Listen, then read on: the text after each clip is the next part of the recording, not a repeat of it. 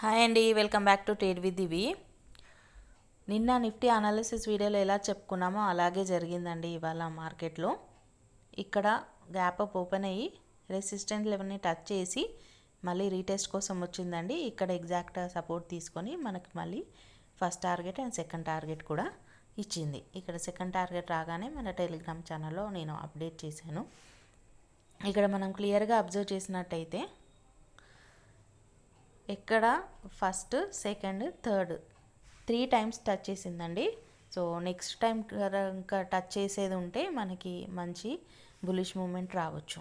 So రేపు ఎలా ఉండబోతుందో నిఫ్టీ చూద్దాము.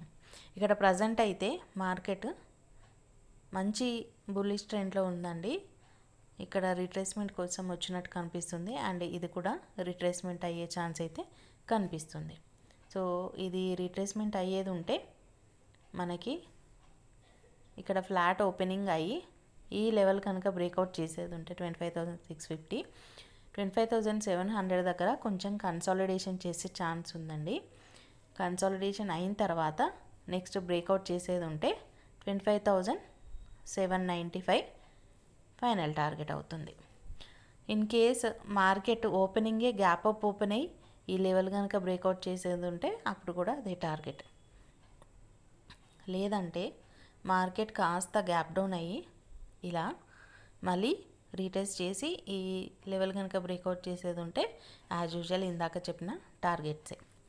లేదంటే మార్కెట్ 25,510ని బ్రేక్ డౌన్ చేసి నెక్స్ట్ ఇక్కడ వరకు కూడా వచ్చే ఛాన్స్ ఉంది. ఎందుకంటే ఇక్కడ మంచి సపోర్ట్ లెవెల్ కూడా ఉంది. సో రేపు నిఫ్టీ ఈ రేంజ్లో కనుక కన్సాలిడేషన్ జరిగేది ఉంటే ట్రేడింగ్ అవాయిడ్ చేయడం బెటర్. ఎందుకంటే రేపు ఎక్స్పైరీ కాబట్టి ప్రీమియం డికే ఛాన్స్ చాలా ఎక్కువ ఉంది. So hope you like my video. Please like, share and subscribe. Thank you.